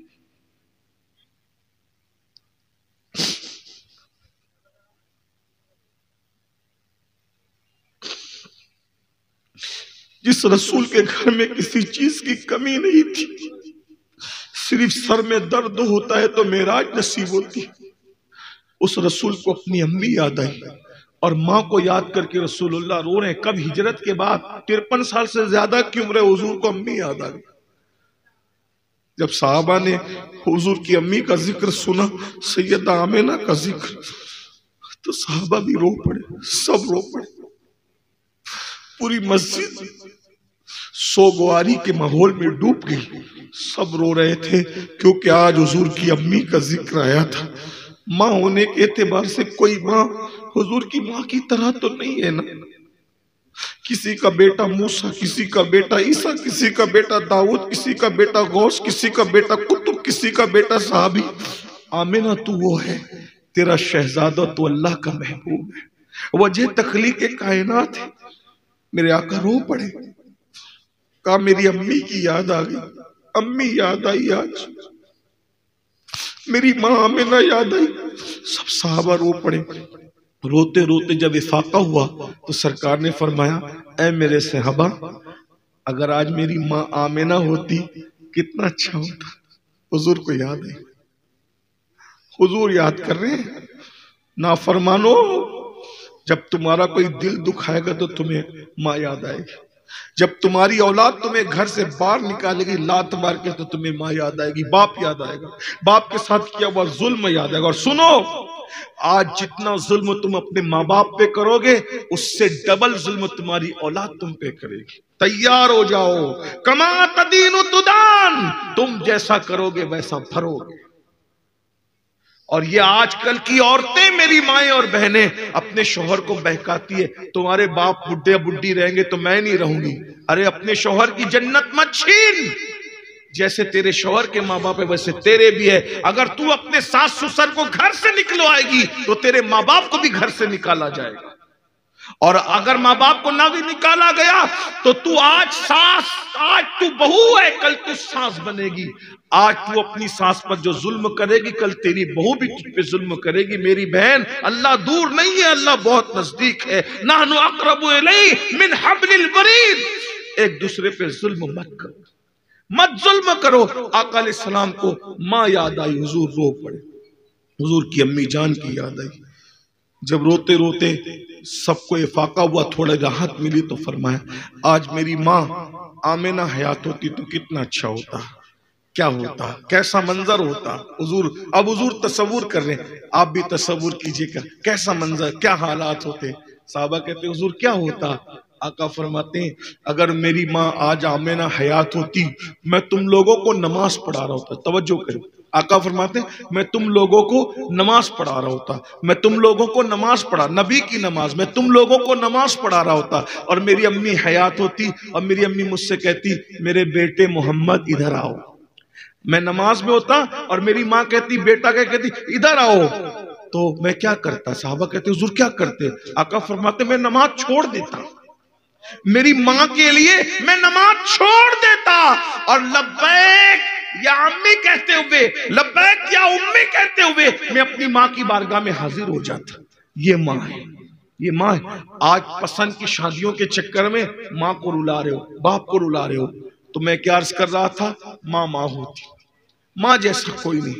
उस लड़की ने, उस नौजवान लड़की ने जब अपने बच्चों को बिलखते देखा भूख से, और एक बच्चे ने कहा, माँ या तो खाने का इंतजाम करो या फिर हमारा गला घोंट कर हमें मार डालो।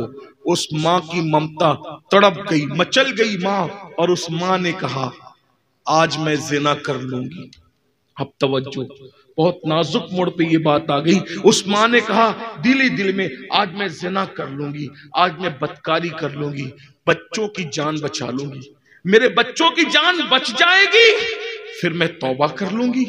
तौबा करो तो अल्लाह माफ कर देता है। ये शैतान का बड़ा मक्र है, शैतान का बड़ा फरेब है मेरे भाई, बड़ा फरेब है शैतान का। शैतान वसवसे डालता है। क्या वसवसा? अरे गुनाह कर लो, बाद में तौबा कर लेना। मेरे भाई, किसने गारंटी दी कि तौबा की मोहलत मिलेगी? अगर गुनाह करते करते मौत आ गई तो अल्लाह को क्या मुंह दिखाओगे? अगर गुनाह, जिंदगी का भी भरोसा है?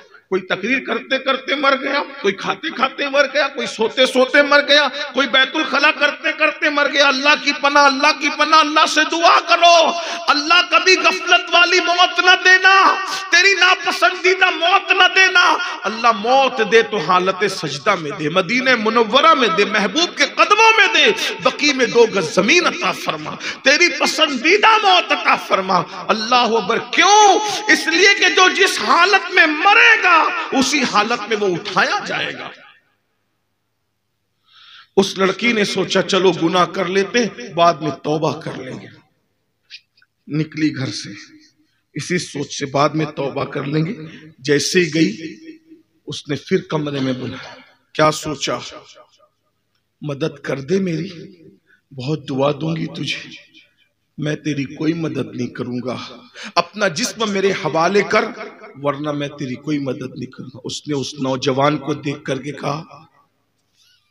अब वो सोच रही थी कि मैं हाँ कर दूं। जैसी हाँ करने के लिए सोचा, उसके दिल में जो अल्लाह का डर और खौफ था वो ठाठे मारने लगा। उसका रोंगटा खड़ा हो गया और उसने सोचा अल्लाह देख रहा है, अल्लाह देख रहा है, अल्लाह देख रहा है। उस नौजवान से कहा, ए नौजवान, अल्लाह देख रहा है, अल्लाह देख रहा है। सब दरवाजे तूने खिड़की बंद कर दी, एक दरवाजा अल्लाह और बंदे के दरमियान खुलता है, उसको कोई बंद नहीं कर सकता। अल्लाह देख रहा है, अल्लाह से डर। लज्जत के लिए गुनाह मत कर, लज्जत चली जाएगी, गुनाह बाकी रह जाएगा। नौजवान ने कहा कुछ भी हो मैं तेरे साथ जिना करूंगा, बदकारी करूंगा तो ही तेरी मदद करूंगा वरना नहीं करूंगा। उस लड़की ने कहा सुन, एक एक बच्चे को भूख से मरता हुआ, तड़प तड़प कर मरता हुआ देख लूंगी, लेकिन अल्लाह की नाफरमानी नहीं करूंगी। मैं जा रही हूं और वापस भी नहीं आऊंगी। ये उस गरीब लड़की का तकवा था, परहेजगारी थी। वो घर चली गई और सुन्नत फातिमी अदा करते हुए सर सजदे में रख के कहा, अल्लाह तूने चोंच दिया है, तू दाने का भी इंतजाम कर। तेरा तो वादा है ना, तूने वादा किया है कि जो मुझसे डर के गुनाह छोड़ देगा मैं उसको ऐसी जगह से रोजी दूंगा जहां उसका गुमान भी नहीं जाएगा। अभी ये दुआ कर ही रही थी कि दरवाजे पे दस्तक हुई। सज्जे से सर उठाया, दरवाजा खोला तो वही नौजवान खड़ा था, साजो सामान लेके। लड़की ने कहा अब क्यों आया है जालिम पापी, क्यों आया है? मैं तो तेरा घर छोड़ करके आ गई। उस नौजवान ने कहा मेरा दिल बदल गया, जब तू गरीब होकर अल्लाह से इतना डरती है तो हमें मालदार होकर अल्लाह से कितना डरना चाहिए। ये साजो सामान मैं लाया हूं, ले लो, कबूल कर लो। लड़की ने कहा रुक, अभी नहीं। फिर उसने सजदा शुक्र अदा किया और सजदे से सर उठाकर मेरे पास आके कहा, ए अल्लाह, अगर ये नौजवान अपने दावे में सच्चा है तो मैं दुआ करती हूँ दुखी दिल से कि इस पर जहन्नम की आग भी हराम कर दे और इस पर दुनिया की आग भी हराम कर दे। मेरी दुआ है, एक गरीब बंदी की दुआ, टूटे हुए दिल की दुआ है, इस पर जहन्नम की आग भी हराम कर दे और दुनिया की आग भी हराम कर दे। और उसने वो सामान मुझसे ले लिया। वो नौजवान अपने दोस्तों को कहता है, मेरे भाई ये उसी लड़की की दुआ का असर है कि अल्लाह ने मुझे ये करामत दे दी। क्या मैं आग में हाथ डालता हूं तो आग मेरे हाथ पे असर नहीं करती। उम्मीद है, 2 दुआ दी थी, जहन्नम भी हराम, दुनिया भी हराम, तो दुनिया की आग तो हराम हो गई। उम्मीद है कि इंशाअल्लाह जहन्नम की आग भी हराम मुझ पर होगी। आप मुझे बताएं, एक लड़की अगर अपनी आबरू बचाए, मुत्तकी बन जाए, परहेजगार बन जाए तो उसकी दुआ में इतना असर हो जाता है, उसकी दुआ में इतनी तासीर पैदा हो जाती है कि वो जिसको दुआ देती है उसको करामत मिल जाती है, तो खुद उसकी अपनी करामत की शान का आलम क्या होगा। जिसने तकवा इख्तियार किया, परहेजगारी इख्तियार किया। अपनी गुफ्तगू समेटते हुए बस आखिरी बात करना चाहता हूं, जिंदगी में कभी कोई मौका है, जिंदगी में कभी कोई मौका है गुनाह करने का, कभी कोई मौका है गुनाह करने, ये सोचना अल्लाह देख रहा है। हदीस पाक में आता है, जो ये सोच करके गुनाह छोड़ देना कि अल्लाह देख रहा है, अल्लाह तबारक व तआला उसी वक्त तो उसको जन्नतुन नईम का मुस्तहिक करार देता है और बेहिसाब उसको जन्नते नईम मिल जाती। अल्लाह देख रहा है, अल्लाह देख। कारों में सफर करते वक्त दिल चाहे चलो यार गाना सुनते हैं, सोचो अल्लाह देख रहा है। अगर अल्लाह ना करे इसी हालत में एक्सीडेंट हो गया तो क्या हो सकता है? पॉसिबल। मरते हैं लोग रास्ते में। चेहरे पे से जो दाढ़ियां मुंडाकर गटरों में फेंकवाते हो, हम में से कोई बंदा अल्लाह का अज़ाब बर्दाश्त करने की ताकत नहीं। जब पहाड़ पिघल जाएंगे जहन्नम में तो बताओ क्या? आज नमाज से भी हम कोसों दूर, इतनी बड़ी तादाद में, बारिश के बाद भी आप इतनी बड़ी तादाद में, हजारों की तादाद में माएं और बहनें भी सब बैठी। कितने लोग इशा पढ़ के आए, कितने जाके फजर पढ़ेंगे? सोचिए, नमाज छोड़ दी, इबादत छोड़ दी। हुजूर शेख आजम के उर्स में आने वालों, शेख आजम उस वली का नाम है जिसने सफर में भी कभी नमाज नहीं छोड़ी। सफर में भी गाड़ियां रुकवा कर नमाज पढ़ते थे, सफर में भी ट्रेनों में नमाज पढ़ते थे। हमारे बुजुर्गों का कदम हमने छोड़ दिया, हमने अपने बुजुर्गों का तरीका छोड़ दिया। तो मैं बात जो समेटते हुए कर रहा हूं, एंड पर सब भाइयों की बहनों की तवज्जो, जब गुनाह करने को दिल चाहे सोचो कि अल्लाह देख रहा है, अल्लाह देख रहा है। जिंदगी में कभी एक गुनाह ये सोच करके छोड़ देना कि अल्लाह देख रहा है। सबकी इज्जत करते हो ना, अपने अल्लाह की भी तो इज्जत करो। और सबसे ज्यादा इज्जत का हकदार कौन है? अल्लाह ही तो है। वमा कदरुल्लाह हक्का कदरी, तुमने अपने अल्लाह की ऐसी कद्र नहीं की जैसा कद्र करने का हक था। अल्लाह देख रहा है, और ये तसव्वुर कि अल्लाह देख रहा है हमारी जिंदगी को बदलता है, हमारी जिंदगी में इनकलाब पैदा करता है, हमारी जिंदगी में तब्दीली पैदा करता है। तिरमिजी शरीफ की एक हदीस है, उसको बयान करके मैं बात पूरी कर रहा हूं, लेकिन इस हदीस को मैं अपने अल्फाज के जामे में बयान करूंगा बतौर मफहूम, ताकि बच्चे भी समझ जाएं, बहनें भी समझ जाएं, कम पढ़े लिखे लोग जो हम जैसे आते हैं वो भी समझ जाएं। अल्लाह के रसूल को ये वाकया इतना पसंद था, जो वाकया मैं बयान करने जा रहा हूं, जो हदीस में आया है, इतना पसंद था कि हजरत अब्दुल्ला इब्न उमर कहते हैं कि मैं बच्चा था, बचपने में भी कमोबेश 7 मरतबा ये वाकया रसूलुल्लाह ने मुझे सुनाया। यानी बच्चे को 7 मरतबा सुनाया तो बड़े सहाबा को कितना सुनाया होगा। बहुत पसंद था ये वाकया। और हुजूर फरमाते हैं सल्लल्लाहु अलैहि वसल्लम कि बनी इसराइल में एक जवान था, उसका नाम किफ्ल था। किफ्ल नाम का एक जवान था, मैं बतौर मफहूम अपने अल्फाज के जामे में पढ़ रहा हूं। किफ्ल नाम का वो जवान था, और वो जवान पापी था, मुजरिम था। कुछ लोग होते हैं दौलत मिलती है तो अय्याश हो जाते हैं, आवारा हो जाते हैं, वो आवारगी करता था। बल्कि अपने अल्फाज में समझाने के लिए कहूं, वो इतना बड़ा अय्याश था, रोज जिना करता, और जिना रोज करता था। वो भी कैसे? हर दिन नई लड़की की तलाश करता, हर दिन नई लड़की की तलाश। एक दिन वो अपने शिकार की तलाश में निकला था, कोई लड़की मिल जाए खूबसूरत तो उसका अपना शिकार मिल जाए। जैसे ही वो निकला, और निकलने के बाद उसने क्या देखा, सामने से मोहल्ले की खूबसूरत लड़की आ रही, हसीन और जमील लड़की आ रही। उसने लड़की को देखा, वो लड़की परेशान थी, मजबूर थी, वो मजबूर थी, परेशान थी। वो लोगों से कर्जा मांग रही थी, मेरी मदद कर दो, मैं परेशान हूं, मेरी मदद कर दो। लेकिन किसी ने उसको कर्जा वर्जा दिया नहीं। अब किफ्ल खुश हो गया, जब इसकी कोई मदद नहीं कर रहा है मैं मदद करूंगा और इसकी मजबूरी का पूरा पूरा फायदा उठाऊंगा। उस लड़की को चंद सिक्कों की जरूरत थी, उस लड़की के दामन में इसने 60 दिनार डाल दिए या दिरहम डाल दिए। चंद की जरूरत थी, 60 डाल दिए। लड़की तशक्कुर के लहजे में उस नौजवान को देखने लगी, किफ्ल को। मौलाए कायनात फरमाते हैं, इंसान एहसान का बंदा होता है, इंसान एहसान का बंदा होता है। अल्लाह अकबर। वो लड़की ने जैसे ही तशक्कुर की नजर में किफ्ल को देखा, किफ्ल ने कहा, मैंने तुझ पे जो एहसान किया है उसका कोई बदला मैं नहीं चाहता, बस इतना चाहता हूं थोड़ी देर चल के तुम मेरे कमरे में बैठ जाओ, फिर चली जाना। अब चूंकि उसने दिरहम दिनार ले लिए थे, एहसान तले दब गई थी, इनकार नहीं कर सकती थी।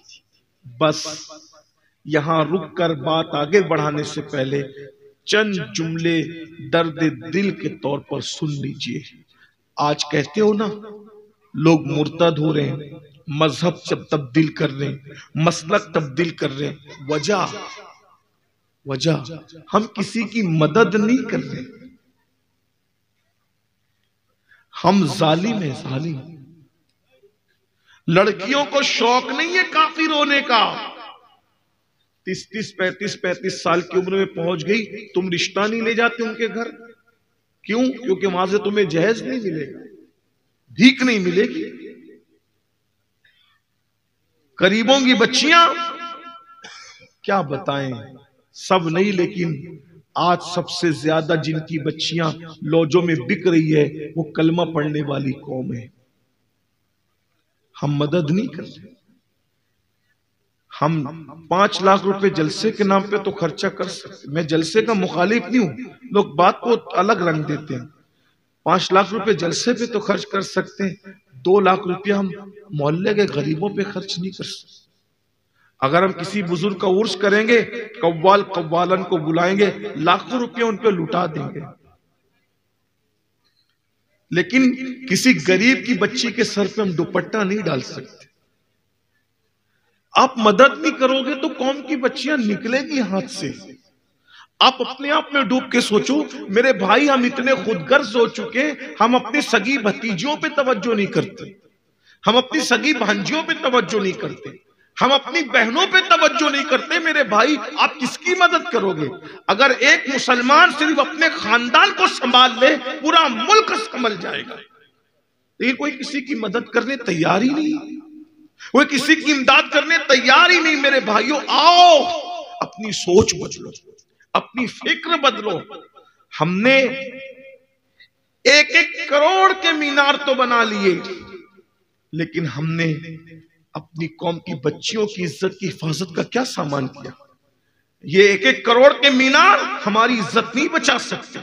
मीनार बनाओ, लेकिन 1-1 करोड़ के मीनार हमारी इज्जत नहीं बचा सकते। इज्जत बचाना है, एक दूसरे की मदद करना सीखो, एक दूसरे की इमदाद करना सीखो।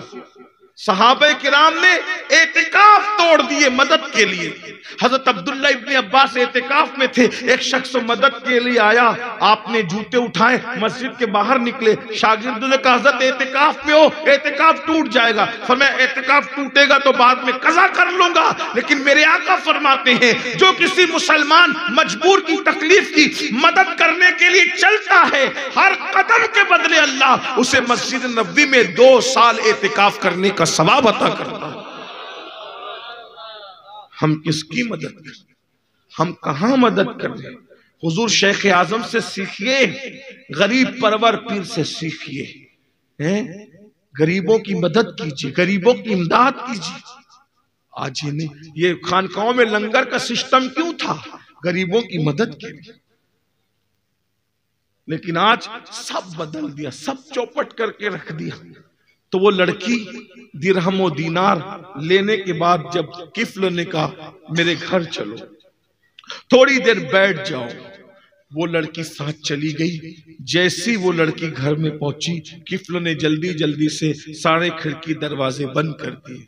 और जब सब खिड़की दरवाजे किफ्ल ने बंद कर दिए, तो बंद करने के बाद धीरे धीरे खिसक खिसक कर किफ्ल उसके आगे आता रहा। और जैसी करीब आया, लड़की खड़ी हो गई और थर थर कांपने लगी। एक बात याद रखना, अल्लाह दौलत सबको देता है, लेकिन अपना खौफ सबको नहीं देता। जिससे मोहब्बत करता है उसी को खौफ खुदा अता करता। अगर आपके दिल में खौफ खुदा नहीं है, समझ लीजिए अल्लाह मोहब्बत नहीं करता। दौलत तो वो काफिरों को भी देता है, दौलत तो वो फिरौन को भी देता है, हुकूमत तो वो नमरूद को भी देता है, लेकिन अल्लाह अपना खौफ सिर्फ अपनों को देता है, अपने चहीतों को देता है, अपने प्यारों को देता है। जिनके लिए जन्नत के फैसले करता है, उन्हीं को अपना खौफ भी अता करता है, उन्हीं को अपना शौक भी अता करता है। इसलिए अगर दिल में खौफ नहीं है, अब दिल में खौफ है या नहीं है चेक कैसे करें? जब गुनाह करते वक्त कोई चीज रुकावट ना बने, समझो दिल से खौफ निकल गया। इसलिए कि खौफ खुदा की अलामत है, जब भी गुनाह करने को दिल चाहेगा, ये तसव्वुर जरूर आएगा अल्लाह देख रहा है, और वो देख रहा है। और देख रहा है। हो अमाकुम ऐनमा कुंतुम, तुम जहां कहीं हो अल्लाह तुम्हारे साथ है। नहनु अक़रबु इलैहि मिन हब्लिल वरीद, अल्लाह तुम्हारी शहरक से ज्यादा करीब है। उस लड़की को कपकपियां थर थर कांपने लगी। किफल ने कहा क्या हो गया तुझे? उसने कहा किफल, ये गुनाह तूने बार बार किया मैं जानती हूं, लेकिन आज से पहले मैंने कभी नहीं किया किफल। उसने कहा कोई नहीं देख रहा है, और अगर कोई देख भी रहा होता तो समाज में तेरी मदद किसने की? किसी ने तो तेरी मदद की नहीं, किससे तू डर रही है? कहा किसी से नहीं डर रही हूं, सब दरवाजे बंद हो गए ना, लेकिन अल्लाह तो देख रहा है। मैं कयामत के दिन कहां से अल्लाह को ताकत लाऊंगी मुंह में कि अल्लाह को जवाब दे सकूं कि मैंने किफल के साथ ज़िना किया था? मैं कैसे जवाब दे पाऊंगी? मेरे अंदर हिम्मत नहीं है। किफल अल्लाह से डर, अल्लाह देख रहा है, बस इतना कहना था। कहते हैं कि दिल से जो बात निकलती है असर रखती है, पर नहीं ताकत परवाज मगर रखती है। बात दिल से निकली, दिल में उतर गई। किफल ने कहा जल्दी से निकल जा, अगर तू अल्लाह से डरती है मैं भी गुनाह नहीं करूंगा, जा जल्दी से। इधर वो लड़की निकल कर गई, उधर मौत का फरिश्ता घर में आया, किफल की रूह निकाली। किफल मर गई। किफल मर गया, जंगल की आग की तरह पूरे शहर में बात फैल गई। किफल मर गया, मर गया, मर गया। कुछ जाहिदाने खुश्क आपस में बात करने लगे, बड़ा मुजरिम था, बड़ा पापी था, बड़ा गुनेगार था, मर गया, मुंह काला हो गया होगा, ये हो गया होगा, वो हो गया होगा, सब बातें करने लगे। लेकिन कुछ अल्लाह वाले थे, उन्होंने कहा किफल कैसा भी था लेकिन था तो मुसलमान, चलो उसके जनाजे में चलते हैं। जब उसके दरवाजे पर आए तो नूर के कलम से, अल्लाह के कलम से, नूर के कलम से उसके घर के दरवाजे पे लिखा हुआ था इन्नल्लाह ताला कद गफर लिल किफलो, कि किफलो अल्लाह के डर से एक गुनाह को उसने छोड़ा, अल्लाह ने उसके सारी जिंदगी के गुनाहों की मगफिरत फरमाई। सारी जिंदगी के गुनाह, एक गुनाह छोड़ा अल्लाह के खौफ से, सारी जिंदगी के गुनाह अल्लाह ने उसके बख्श दिए। मेरे भाइयों, हुजूर शेख आजम के उर्स में आए हो। शेख आजम मखदूम पाक और गौसे पाक के शहजादे, ऐसा पीर जिसकी शफकतें, जिसकी मोहब्बतें, जिसका प्यार, अल्लाह अकबर, आज भी याद आता है। यकसा कभी ये नहीं देखा ये मेरा मुरीद है या किसी दूसरे का मुरीद है। जो भी मिलने गया प्यार दिया, मोहब्बतें दी। एक मर्तबा में कि चोचे मुकद्दसा हाजिर हुआ, पैर से माजूर हो चुके थे, आखिरी मुलाकात वही थी। असर के बाद मैं मिलने के लिए गया तो मुझे अपने साथ अपने पलंग पे बिठाया, और बिठाने के बाद जो खादिम था उसको कहा कि भाई जरा इनके लिए नाश्ता लाओ। मुझे याद है हरे रंग की वो मटर जो है वो उबली हुई हजरत ने मुझे खिलाया। मालेगांव के हालात पूछे। हुजूर शेख आजम से हम लोग का ताल्लुक इस एतबार से भी है कि शेख आजम ने 1960 में जो अपनी जिंदगी का सबसे पहला दौरा किया था दावत व तबलीग के लिए, वो हमारे शहर मालेगांव के लिए किया था। पहली मर्तबा वो घर से दावत व तबलीग के लिए निकले थे, हमारे शहर में आए थे, और उन्होंने 10 दिन माए मुहर्रम में दास्ताने करबला पर खिताब फरमाया था। और भी फिर वो आते रहे, जिंदगी भर आते रहे। अभी भी हुजूर कायद मिल्लत और बुजुर्गाने के चौचे मुकद्दस आते हैं। हम लोग वो खुशनसीब हमारी आंखें हैं कि हमने सरकार कलाम को भी देखा, शेख आजम को भी देखा, और कायद मिल्लत को भी देख रहे हैं, और अभी उनकी औलाद को भी देख। अल्लाह ताला जिंदगी दे तो उनके पोता पोतियों को भी देखेंगे, यानी 5 नस्लों को देखेंगे। अपने बुजुर्गों से वाबस्ता रहो, जबानी तौर पर नहीं, अपने बुजुर्गों से किरदार के एतबार से वाबस्ता रहो।